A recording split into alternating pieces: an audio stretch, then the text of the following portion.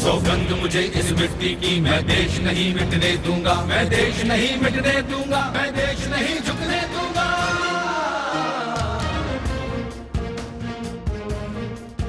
मेरी धरती मुझसे पूछ रही कब मेरा कर्ज चुकाओगे, मेरा गंबर मुझसे पूछ रहा कब अपना फर्ज निभाओगे। उड़ान, नई दिशा में नए साहस है जिनकी पहचान, ऐसे भारतीय जनता पार्टी के प्रधानमंत्री पद के उम्मीदवार श्री नरेंद्र मोदी जी सत्ता को सेवा का माध्यम बनाकर 21वीं सदी में देश को फिर एक बार विश्व गुरु के रूप में देखने के लिए कर्तव्यबद्ध हैं। सुशासन द्वारा सबका साथ, सबका विकास व सर्वपंथ समभाव जिनका संकल्प है, जो देश के विकास की पंक्ति में खड़े अंतिम व्यक्ति तक विकास पहुंचाना चाहते हैं, विकास को जन आंदोलन में परिवर्तित करने का विश्वास रखते हैं, जो वोट बैंक की नहीं परंतु विकास की राजनीति में विश्वास रखते हैं, जिनके लिए देश का युवा सिर्फ वोटर नहीं परंतु पावर है, गरीब दरिद्र नारायण है।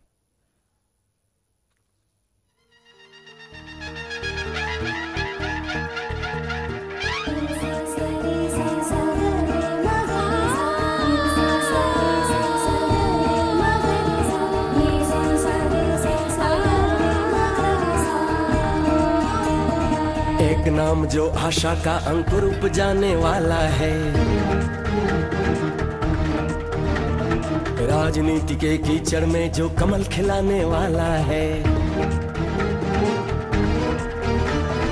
एक नाम जो आशा का अंकुर उपजाने वाला है, राजनीति के कीचड़ में जो कमल खिलाने वाला है, और भारत के आगे पूरा विश्व झुकाने वाला है यकीन के सन 14 में मोदी आने वाला है, मोदी आने वाला है, मोदी आने वाला है। जो वादे नहीं इरादे लेकर आए हैं, ऐसे भारतीय जनता पार्टी के प्रधानमंत्री पद के उम्मीदवार श्री नरेंद्र मोदी जी को आइए जोरदार तालियों के साथ आमंत्रित करें आपके भाषण के लिए।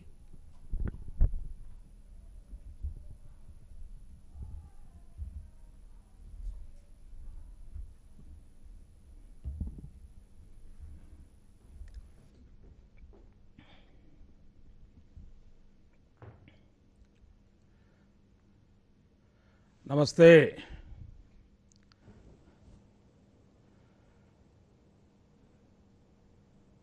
हिंदुस्तान के कोने कोने में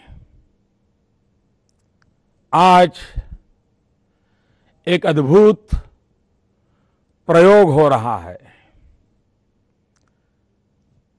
दुनिया में हमारी पहचान एक पिछड़े देश की है, बैकवर्ड कंट्रीज में हम गिने जाते हैं, लेकिन सारे विश्व का ध्यान आकर्षित हो ऐसी घटना आज हिंदुस्तान के कोने कोने में हो रही है। करीब करीब 20 से अधिक राज्यों में 100 से अधिक स्थानों पर मैं आज ये अत्यंत आधुनिक टेक्नोलॉजी के माध्यम से आपके आशीर्वाद लेने के लिए आया हूं। मुझे इस बात का गर्व है कि 2012 के गुजरात विधानसभा के चुनाव में पहली बार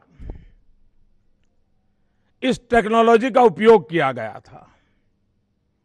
तब विश्व के सभी अखबारों, दुनिया के मीडिया का इस घटना ने ध्यान आकर्षित किया था। तब ज्यादा से ज्यादा हम 50-52 स्थानों पर पहुंचे थे। एक साथ 53 स्थानों पर लाखों नागरिकों को संबोधन करने का 3D टेक्नोलॉजी के माध्यम से अवसर मिला था, वह अपने आप में Guinness book of world record में दर्ज हुआ था। आज मेरा सौभाग्य है कि करीब करीब 1.5 वर्ष के बाद मेरा ही रिकॉर्ड तोड़ने का मुझे ही सद्भाग्य मिला है। भाइयों बहनों, लोकतंत्र में चुनाव एक महापर्व होता है, चुनाव एक उत्सव होता है, एक लोक शिक्षा का पर्व होता है और सभी राजनीतिक दलों का, सिविल सोसाइटी का, एनजीओज का, सरकारी व्यवस्थाओं का, सबका दायित्व बनता है कि लोगों को शिक्षित किया जाए। सभी प्रकार के विचार जनता जनार्दन के सामने आने चाहिए और लोगों को अवसर मिलना चाहिए। क्या सच है, क्या झूठ है, क्या जरूरी है, क्या तत्काल जरूरी है, कौन सही करेगा, कौन गलत करेगा, ये लोकतंत्र की सबसे बड़ी आवश्यकता होती है। भाइयों बहनों, मेरे लिए चुनाव एक खुद के प्रशिक्षण का भी पर्व होता है और लोक शिक्षा का अवसर भी होता है। मैं 15 सितंबर से पूरे देश में भ्रमण कर रहा हूं। 350 से भी अधिक स्थान पर जनता जनार्दन को दर्शन का, उनसे बातचीत करने का मुझे अवसर मिला है और मैंने अनुभव किया है कि इस चुनाव में देश की जनता स्थितियों को समझने के लिए, उसके परिप्रेक्ष्य को समझने के लिए बहुत ही उत्सुक है, रिसेप्टिव है। इस चुनाव में सबसे बड़ी बात जो ध्यान में आ रही है वो है हमारे देश का युवा मतदाता और उसमें भी जो पहली बार मतदान करने जा रहा है। मैं सोशल मीडिया में बहुत एक्टिव हूं। मुझे युवा पीढ़ी के साथ सोशल मीडिया के माध्यम से, ट्विटर के माध्यम से, फेसबुक के माध्यम से, यूट्यूब के माध्यम से उनसे निकट नाता जोड़ने का बहुत बड़ा अवसर मिला है। और कल मैं देख रहा था कि जिन्होंने फर्स्ट टाइम वोट किया उनके जीवन में एक ऐसी अद्भुत घटना थी जैसे बालक का जन्मदिन हो और कैसा उत्सव उमंग का माहौल होता है। विद्यार्थी के जीवन में ग्रेजुएशन का अवसर हो, कैसा उत्सव उमंग का अवसर होता है, वैसा ही अवसर मैं मेरे देश के नौजवानों में देख रहा था। इतना ही नहीं, मैंने ऐसे सैकड़ों ट्विटर और फेसबुक देखे कि जिसमें नौजवानों ने अपनी उंगली पर लोकतंत्र की प्रतिष्ठा का जो शाही का, काली शाही का निशाना है, बड़े गौरव के साथ अपनी उंगली बताती हुई तस्वीरें उन्होंने फेसबुक पर रखी है। और जब, जैसे एक ने लिखा है कि मैं मतदान करने गई और जब बाहर निकली तो वहां जो अफसर बैठे थे उन्होंने कहा कि आपने मतदान किया, आपका बहुत आभार, आपने भारत के लिए मतदान किया है, मैं आपका अभिनंदन करता हूं। ये शब्द उस पहली बार मत देने वाले नौजवान को, उस बच्ची को इतना छू गया और बड़े इमोशनल होकर के उसने कल अपने ट्विटर फेसबुक पर लिखा है। ऐसी तो मैंने बहुत घटनाएं देखी। कुछ लोगों ने बुजुर्गों को मतदान मथक पर ले गए, उसका जिक्र किया है, फोटो शेयर की है, आप देखिए, इस बार हम देख रहते हैं कि जैसे चुनाव में नई पीढ़ी जुड़ी है, वैसे इस चुनाव में हिंदुस्तान का यंग डिजिटल इंडिया भी जुड़ा है। ये यंग डिजिटल इंडिया के जुड़ने के कारण गतिविधियां बहुत तेज हुई है, बातें बहुत शार्प हुई है। और इसलिए भाइयों बहनों, एक उत्तम प्रकार का काम, और कल जो मतदान हुआ है, भाइयों बहनों, मैं भाजपा से हूं इसलिए बोल रहा हूं, ऐसा नहीं। इस चुनाव में मैं अभियान कर रहा हूं, प्रचार कर रहा हूं, इसलिए मैं बोलता नहीं हूं। मैं पॉलिटिकल साइंस का स्टूडेंट भी रहा हूं। जनता की नब्ज पहचानने का इतने सालों में मेरा भी अनुभव सकता हूं कि तीसरे चरण का कल का जो मतदान था, इतनी भयंकर गर्मी में और राजनेताओं के प्रति समाज में जो अविश्वास पैदा हुआ है, भरोसा जो टूटा है, सरकार ने ये खाई पैदा करने में बहुत बड़ी भूमिका अदा की है। कभी भी माफ न करें, ऐसी दिल्ली सरकार का रवैया रहा है 10 साल का। इन सारे नेगेटिव कारणों के बावजूद भी देश का नौजवान मतदान करने के लिए, देश के बुजुर्ग मतदान करने के लिए, माताएं बहनें मतदान करने के लिए धूप में, ताप में, गर्मी में लंबी लंबी कतारें लेकर के खड़े हो गए। भूतकाल में जो मतदान होता था, कहीं 15% ज्यादा, कहीं 12% ज्यादा, कहीं 20% ज्यादा, ये लोकतंत्र के लिए एक अच्छी निशानी है। भाइयों बहनों, मैं इलेक्शन कमीशन को भी पहले, दूसरे और तीसरे चरण के उसके काम के लिए बधाई देता हूं। और इस चुनाव के दरमियान कुछ सुरक्षा बल के जवानों ने भारत के लोकतंत्र की रक्षा के लिए, आपके मताधिकार की रक्षा के लिए अपने जान की बाजी लगा दी। कुछ हमारे जवान शहीद हो गए। आपकी उंगली पर काला टीका लगे, लोकतंत्र बरकरार रहे, आपका अधिकार कोई छीन न जाए, इसलिए उन जवानों ने बलिदान दिया है। ये बलिदान लोकतंत्र की रक्षा के लिए है।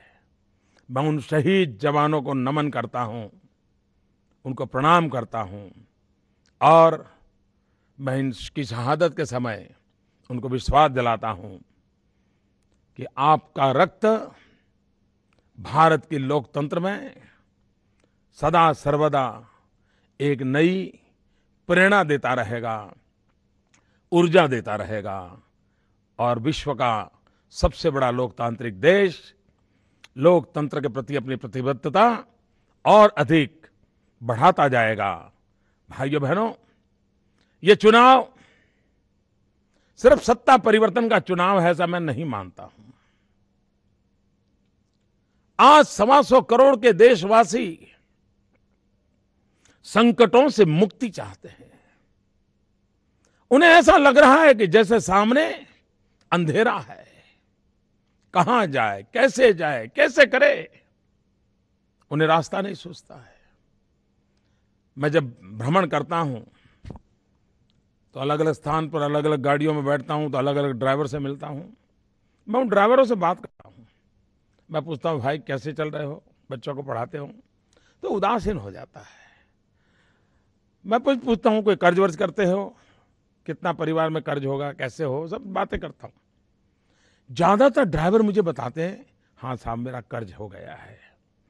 फिर मैं धीरे से पूछता हूं, भैया बुरा ना लगे तो मैं एक बात पूछना चाहता हूं, क्या कोई बुरी आदत तो नहीं है ना, कर्ज कैसे हो गया? 90% ड्राइवरों ने मुझे जो जवाब दिया है वो ये जवाब दिया है कि साहब कोई बुरी आदत नहीं, बहुत मेहनत करता हूं, नौकरी से घर जाने के बाद भी कुछ न कुछ काम करता हूं, लेकिन बस दिल में एक इच्छा है, बच्चों को पढ़ाना है। मेरी जैसी जिंदगी गई वैसी जिंदगी मेरी बच्चों की जाए, मैं नहीं चाहता हूं।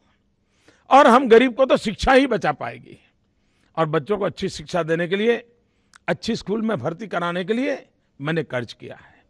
भाइयों बहनों, ये बात मेरे दिल को छू जाती है। क्या सरकार की शाला ऐसी ना हो, स्कूल ऐसी ना हो कि जहां पर गरीब का बच्चा भी अच्छे से अच्छी शिक्षा प्राप्त कर सके? क्या उन सरकारी स्कूल के टीचरों का दायित्व ना हो कि सरकार समाज के इस गरीब से गरीब तबके के लोगों के बच्चों को अच्छी शिक्षा देने की प्राथमिकता दें? भाइयों बहनों, ये गंभीर सवाल को हमने अपने जिम्मे लिया है। इस बार चुनाव में भारतीय जनता पार्टी ने अपना जो घोषणा पत्र निकाला है, उस घोषणा पत्र में भारतीय जनता पार्टी ने आग्रह से कहा है कि जो गरीब तबके लोग हैं, जो नियो मिडिल क्लास हैं, जो बहुत बड़ी बड़ी महंगी स्कूलों में जा नहीं पाते, लेकिन उनकी अच्छी शिक्षा पाने की इच्छा है। भाइयों बहनों, हम चाहते हैं कि अब क्वालिटेटिव एजुकेशन के लिए, गुणात्मक परिवर्तन के लिए हम सबका ध्यान केंद्रित होना चाहिए। शिक्षा उत्तम हो, शिक्षा सबको सुलभ हो और सरकारी प्राथमिक स्कूल में पढ़ा हुआ बच्चा भी एक गर्व के साथ दुनिया से आंख में आंख मिला करके वो आगे बढ़ सके, ऐसी व्यवस्था क्यों ना हो? भाइयों बहनों, आज मध्यम वर्ग का परिवार हो, ठीक से जिंदगी गुजारता हो, छोटा सा परिवार हो, सुखी हो, लेकिन अगर परिवार में एक बीमारी आ जाए, एक, उसकी सारी जिंदगी तबाह हो जाती है, सारे सपने चूर चूर हो जाते हैं। माँ बाप बेटा किसी को भी एक बीमारी आ जाए, 10-15 साल की कमाई जो जमा करके रखी होगी, फ्लैट बनाने का इच्छा कर रखी होगी, बेटी बड़ी होगी तो शादी कराने की योजना बनाई होगी, वो सारे रुपये दवाई में खर्च हो जाते हैं।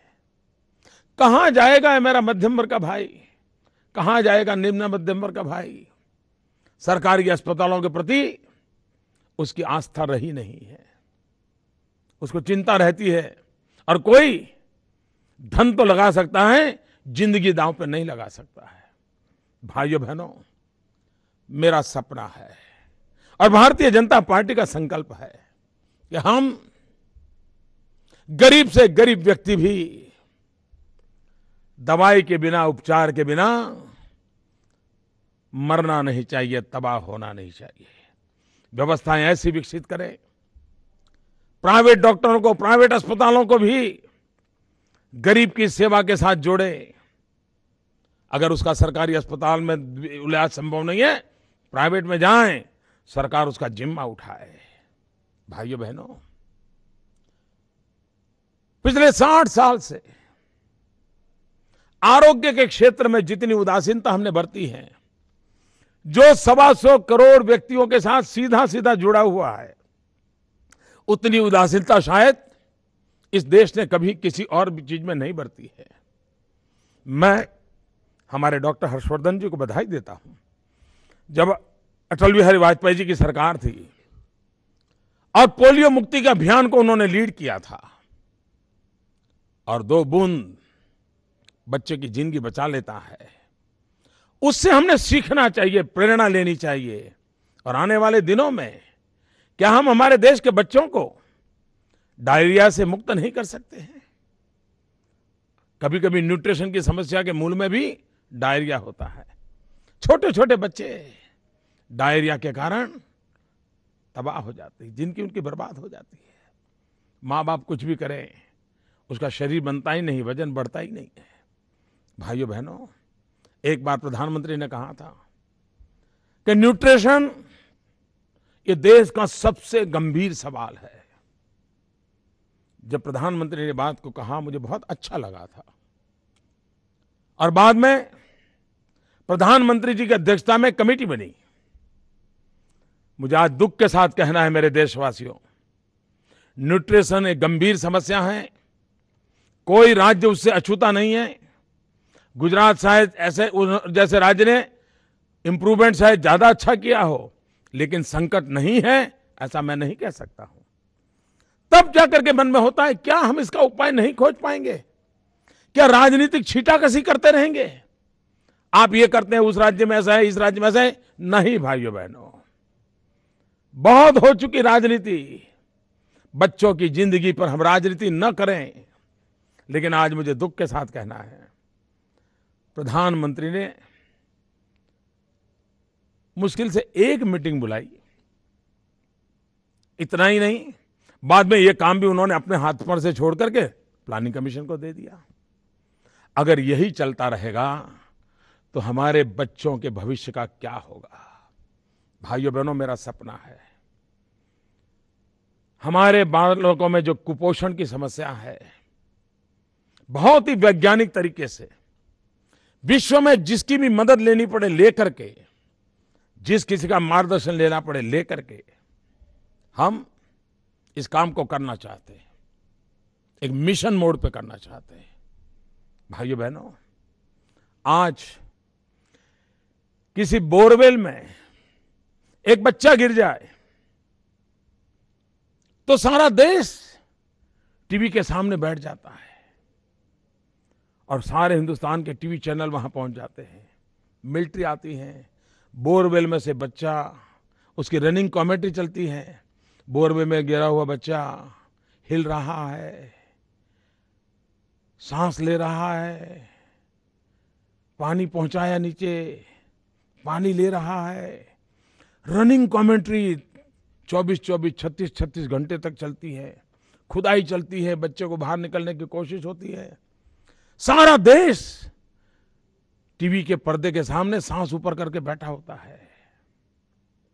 भाइयों बहनों, एक बच्चा ट्यूबवेल में संकट में आया हो या मर जाए, देश की आंख में से आंसू टपक जाता है। लेकिन हमें मालूम है हमारे यहां माता मृत्यु दर, शिशु मृत्यु दर कितना ऊंचा है देश में। क्या 21वीं सदी में भी प्रसूति में ही बच्चा भी मर जाए, मां भी मर जाए? क्या इन मां बच्चों को नहीं बचाना चाहिए? क्या इनकी जिंदगी की चिंता नहीं होनी चाहिए? भाइयों बहनों, रोज कितने बच्चे मर रहे हैं। जन्म के तुरंत बाद मरने वाले बच्चे, जन्म के बाद 1 हफ्ते में मरने वाले, 2 हफ्ते में मरने वाले, 4 हफ्ते में मरने वाले। न जाने भारत का भविष्य को कितना बड़ा संकट आ जाता है। कभी कभी मां और बेटा दोनों मरते हैं, कभी कभी बच्चा बच जाता है, मां मर जाती है।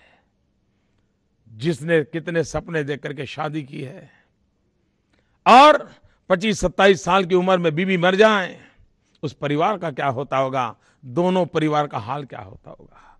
भाइयों बहनों, ये ऐसा संकट नहीं है कि जिसके रास्ते ना हो। मैं गुजरात अनुभव से कहता हूं, हमने एक चिरंजीव स्कीम बनाई इंस्टीट्यूशनल डिलीवरी बढ़ाने के लिए। गरीब से गरीब मां पर अगर प्रसूता है, प्रेग्नेंट है, तो उसको अच्छे से अच्छी सारवार मिले। पब्लिक प्राइवेट पार्टनरशिप का मॉडल बनाया। और आज मेरे गुजरात में 7-8 साल पहले मुश्किल से 40-45 प्रसूति अस्पताल में या तो किसी योग्य व्यक्ति की निगरानी में होती थी। आज वो आंकड़ा हमने 98 तक पहुंचा दिया है। माताओं की जिंदगी बच रही है, गरीब माता बच रही है, गरीब बच्चे बच रहे हैं। कहने का मेरा तात्पर्य यह है कि हमें हमारे देश के आरोग्य क्षेत्र को प्राथमिकता देनी होगी। देश में अच्छे अस्पतालों की जरूरत है।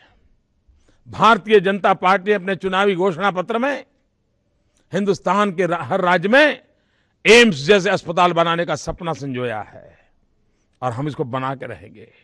भाइयों बहनों, आज जितनी मात्रा में जनसंख्या बढ़ रही है, जितनी मात्रा में बीमारियां बढ़ रही है, उतनी मात्रा में डॉक्टरों की संख्या नहीं बढ़ रही है। मेडिकल कॉलेजेस की जरूरत है। क्यों न हिंदुस्तान के हर डिस्ट्रिक्ट में हम एक मेडिकल कॉलेज न बनाएं? भाइयों बहनों, जितनी बड़ी मात्रा में मेडिकल कॉलेजेस बनाएंगे, डॉक्टरों को हम तैयार करेंगे, हेल्थ सेक्टर में लड़ाई लड़ने में हमें काम आएगा। भाइयों बहनों, जितना हेल्थ केयर की आवश्यकता है उतनी ही प्रिवेंटिव हेल्थ केयर की आवश्यकता है। हमें बीमारी को एड्रेस करना है कि आरोग्य को एड्रेस करना है, हमें पैराडिम शिफ्ट करना पड़ेगा। भाइयों बहनों, शिक्षा में जैसे मूलभूत सुविधाओं की आवश्यकता है, वैसे स्वास्थ्य में ही उतनी ही बारीकी से काम करने की जरूरत है। भाइयों बहनों, आरोग्य की जब बात करते हैं तो स्वच्छता एक बहुत बड़ी महत्वपूर्ण बात होती है।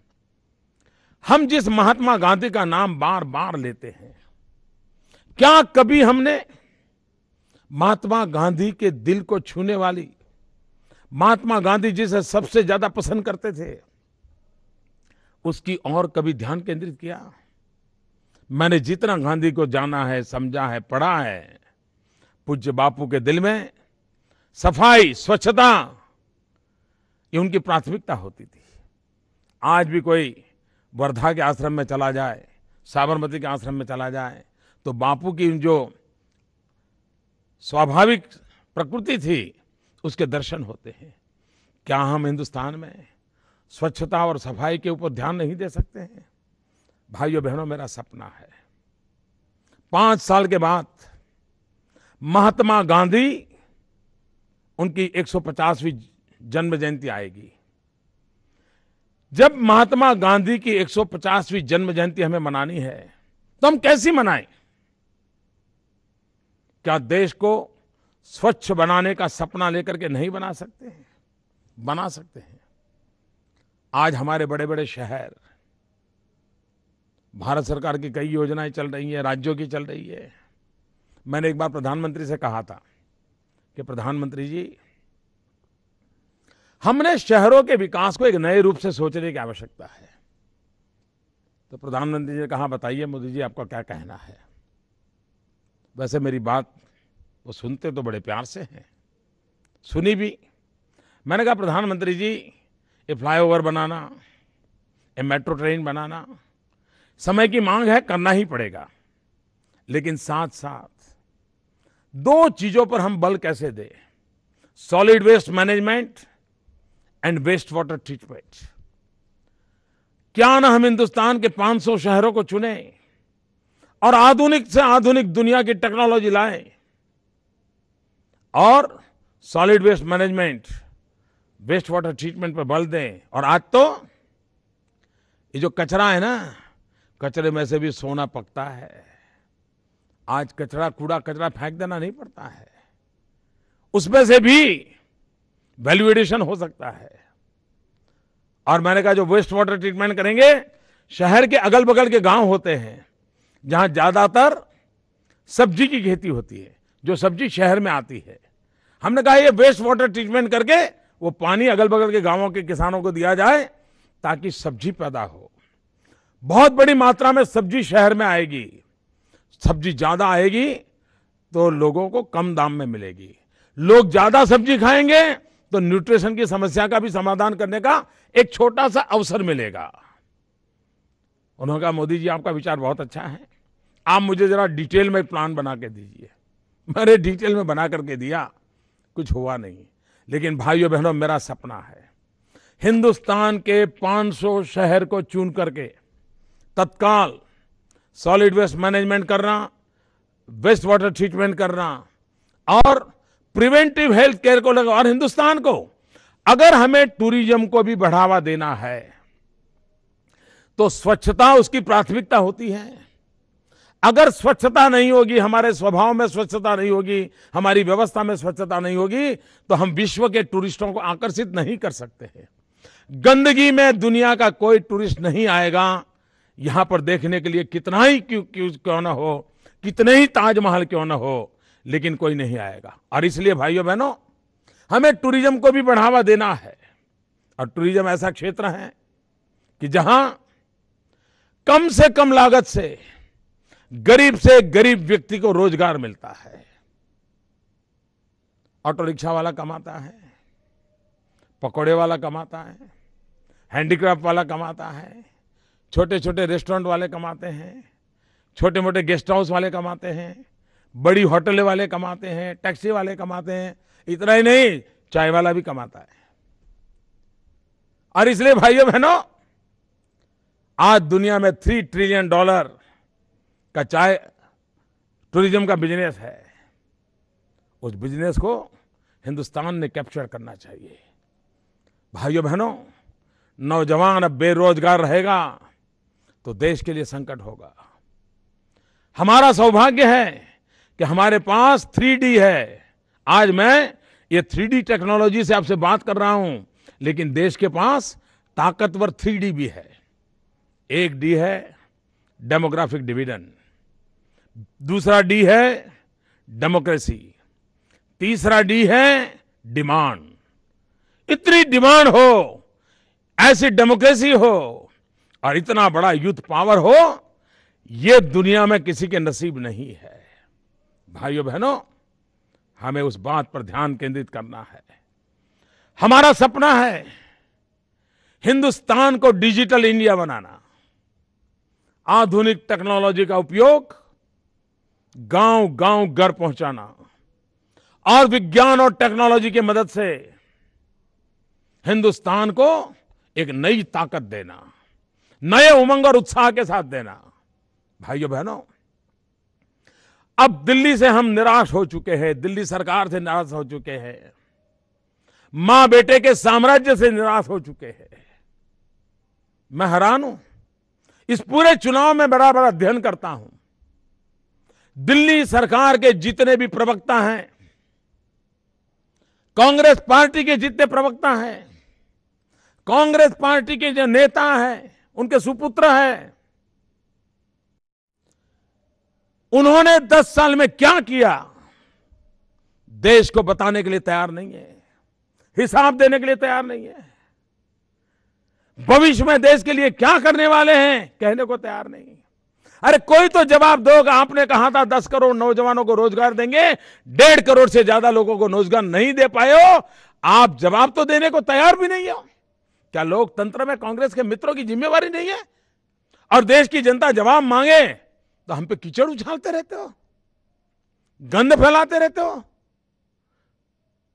मेरे कांग्रेस के मित्रों, कान खोल करके सुन लो, आप जितना कीचड़ उछालोगे कमल उतना ही ज्यादा खिलने वाला है। आपकी हरकतें हिंदुस्तान के युवा मन को विचलित नहीं कर सकते, हिंदुस्तान के भविष्य की चिंता करने वाली पीढ़ी को विचलित नहीं कर सकती। पराजय आपके सामने है और मैं देख रहा हूं ये तीसरे चरण के मतदान के बाद आपके हौसले पस्त हो गए हैं। अब आप मुद्दों से भटक गए हैं। आपको कुछ सूझता नहीं है क्या करना है, क्या करना, कैसे करना, आपको समझ नहीं आ रहा है। और इसलिए भाइयों बहनों, देश कांग्रेस से निराश हो चुका है। मैं देशवासियों को कहता हूं, 60 साल बिगड़ चुके हैं, बर्बाद हो चुके हैं। कितनी आशा, श्रद्धा, विश्वास के साथ इतने सारे वोट दिए हमने, इतनी सारी शक्ति दी। अरे पंडित नेहरू से भी ज्यादा राजीव गांधी को ताकत दी थी। क्या मिला हमें? जितनी ताकत उतनी बढ़ती है उनकी, उतना भ्रष्टाचार बढ़ता है।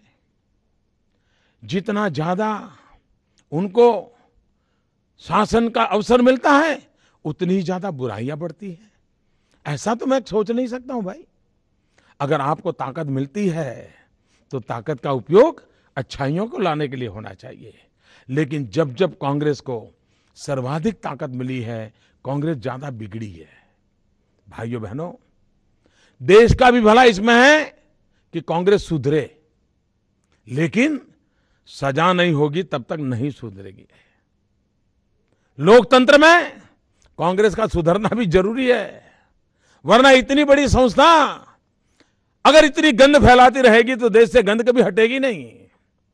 और इसलिए भी भाइयों, कांग्रेस की झूठी बातें, कांग्रेस के झूठे वादे, कांग्रेस के पिछले 60 साल के कारनामे अब देश ज्यादा सहन करने को तैयार नहीं है। मेरे भाइयों बहनों, मैं आज आपसे प्रार्थना करने आया हूं और मैं कहता हूं, हवा का रुख मुझे समझ आ रहा है। अब दिल्ली में ये सरकार के लंबे दिन नहीं है। 16 मई के बाद स्थितियां बदल जाएगी। एक नया विश्वास, नई आशा, नया भरोसा। और ये जो अधिक मतदान हुआ है ना, ये अधिक मतदान आशा का मतदान है, होप का मतदान है।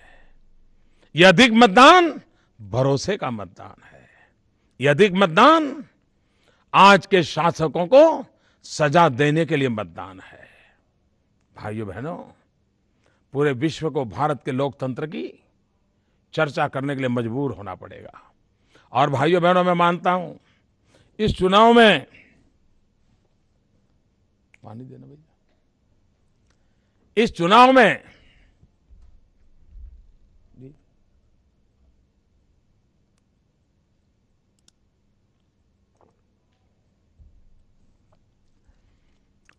चुनाव में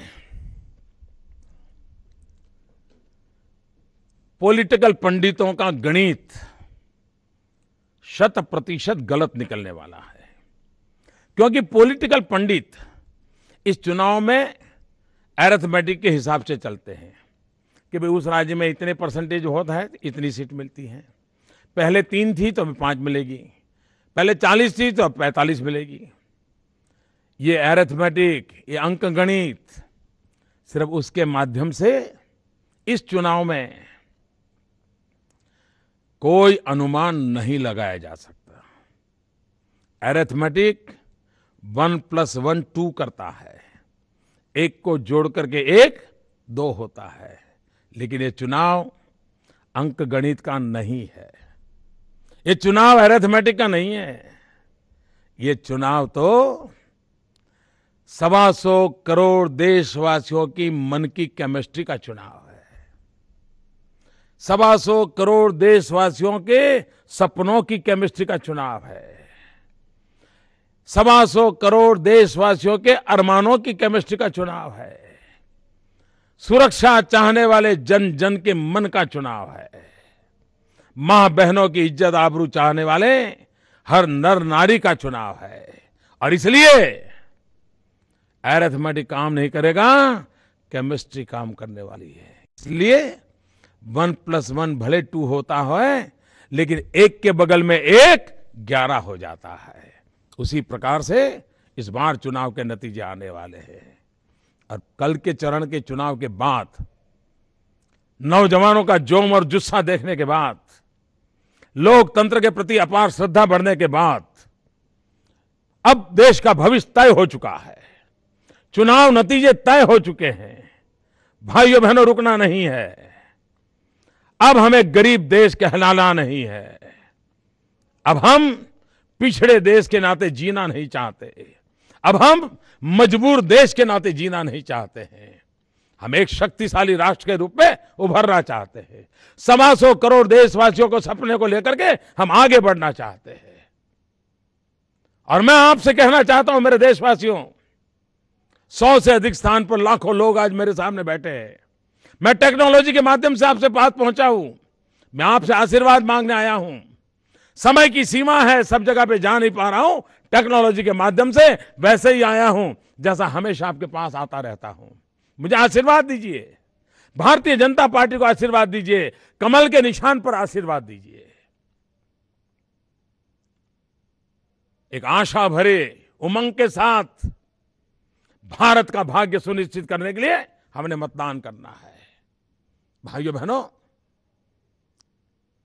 मुझे विश्वास है आने वाले सभी चरण में भी सर्वाधिक मतदान होगा, सकारात्मक मतदान होगा, आशा का संचार, आशा की ऊर्जा लेकर के मतदान होगा और एक देश आगे बढ़ने वाला है। भाइयों बहनों,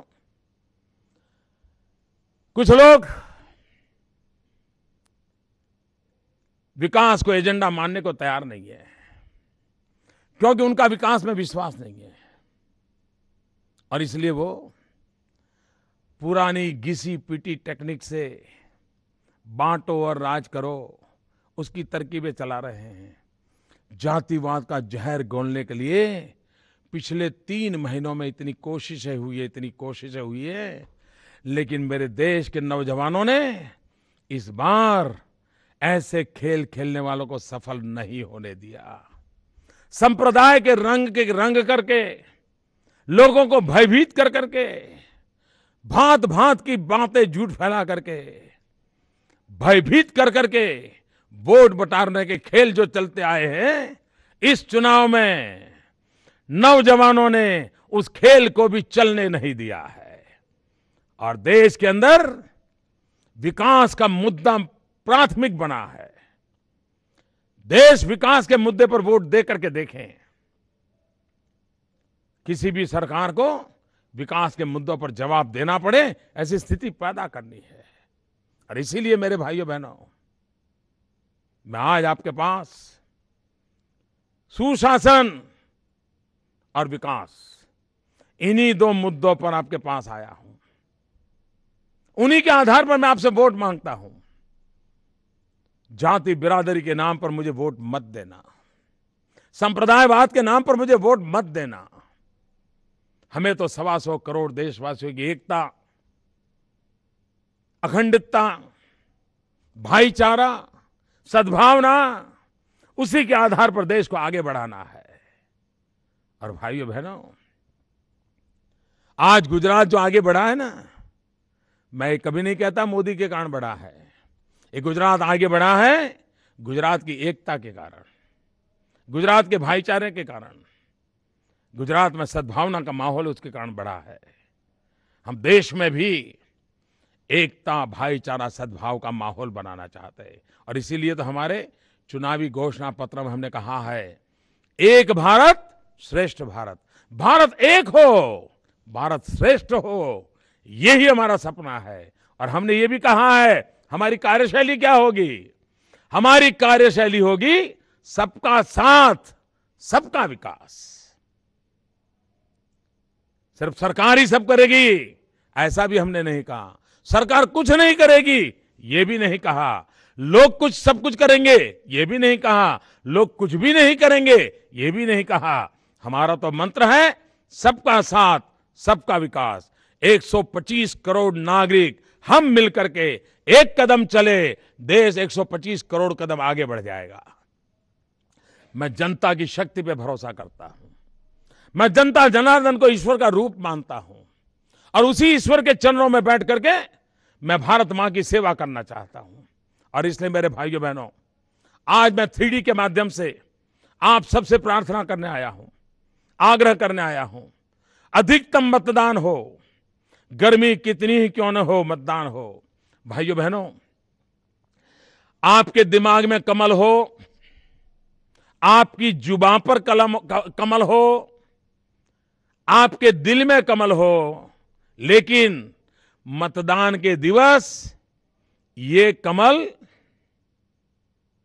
उंगली पे उतरना चाहिए।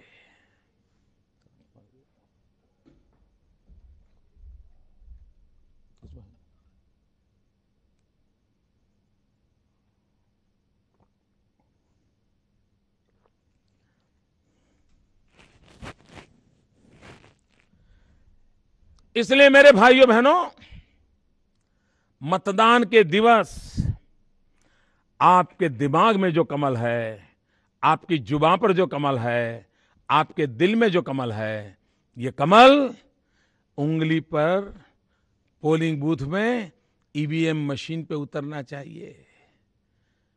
तब जाकर के पूरे हिंदुस्तान में कमल खिलेगा। और भाइयों बहनों, दिल्ली में अब बनाने के लिए सरकार नहीं बनानी है, कुछ करने के लिए सरकार बनानी है। अब दिल्ली में एक मजबूत सरकार की जरूरत है। 300 से अधिक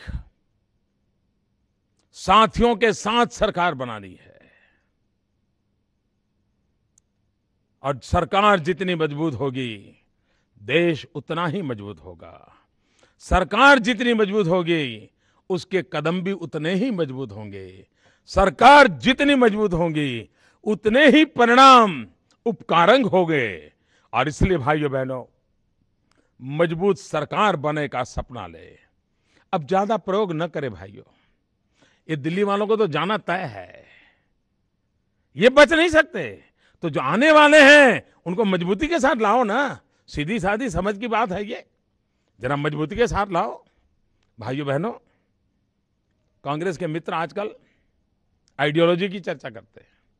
उनकी सोच ये है, हमारी सोच ये है, उनकी सोच ये है, हमारी सोच ये है। अरे मेहरबान, आपकी सोच क्या है मैं समझाऊं। आपने तो कहा था भारत हमारे लिए मधुमक्खी का छत्ता है,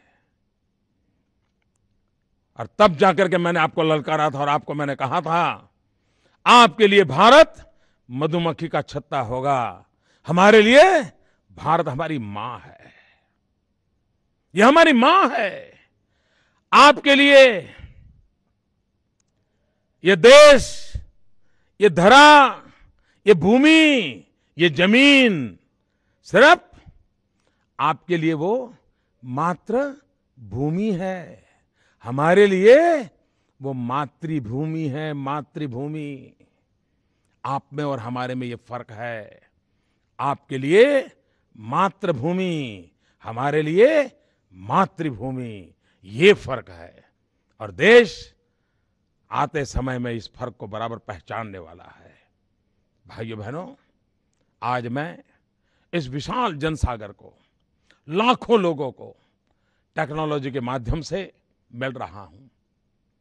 ये 3D टेक्नोलॉजी, इसका इतना बड़ा उपयोग विश्व में कहीं नहीं हुआ है, एक पिछड़े देश में हो रहा है।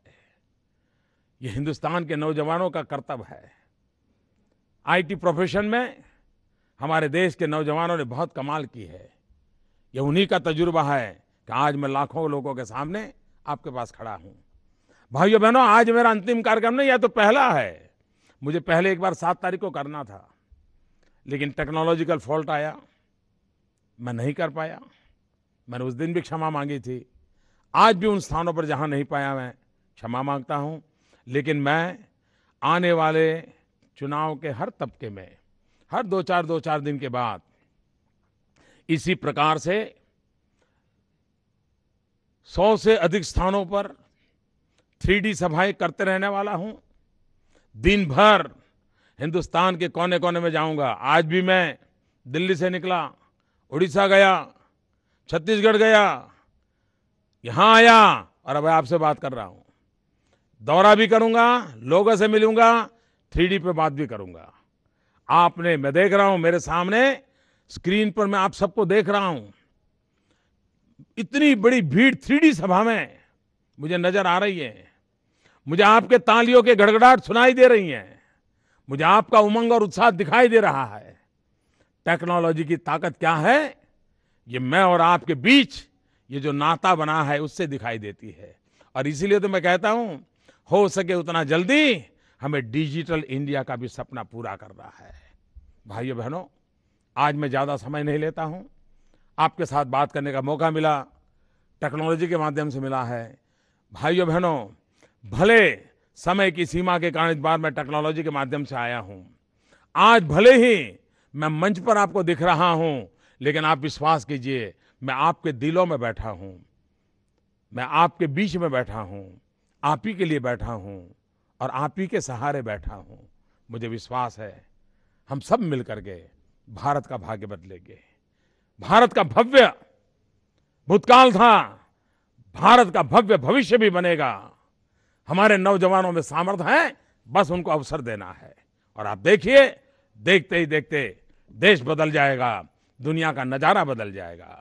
इसी सपने के साथ आगे बढ़ना है। मेरे साथ पूरी ताकत से दोनों हाथ ऊपर करके आपको भारत माता की जय बोलनी है।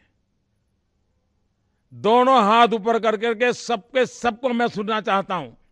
और मैं यहां से देखना चाहता हूं, मेरे सामने स्क्रीन पर हिंदुस्तान के सभी कोने के कार्यक्रम मैं देख रहा हूं। और इसलिए मैं आपसे एक साथ देश में भारत मां की जय बुलाना चाहता हूं। भारत माता की।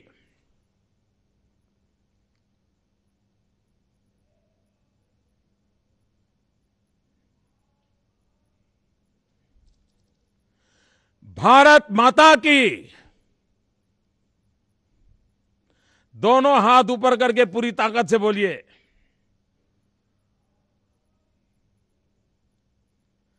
भारत माता की। बहुत बहुत धन्यवाद। कमल निशान पर बटन दबाना याद रखिए। बहुत बहुत धन्यवाद।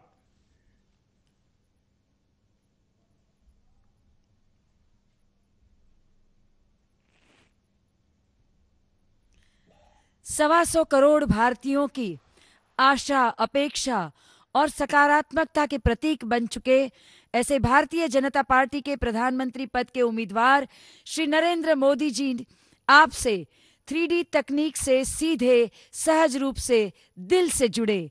आप सब इतनी बड़ी संख्या में पधारे, आपका बहुत बहुत धन्यवाद। नमस्कार। सौगंध मुझे इस मिट्टी की, मैं देश नहीं मिटने दूंगा, मैं देश नहीं मिटने दूंगा, मैं देश नहीं झुकने दूंगा।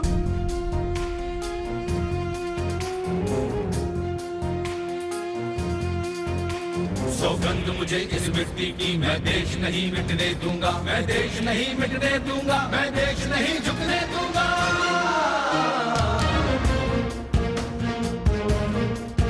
मेरी धरती मुझसे पूछ रही कब मेरा कर्ज चुकाओगे। मेरा गंबर मुझसे पूछ रहा कब अपना फर्ज निभाओगे। मेरा वचन है भारत माँ को,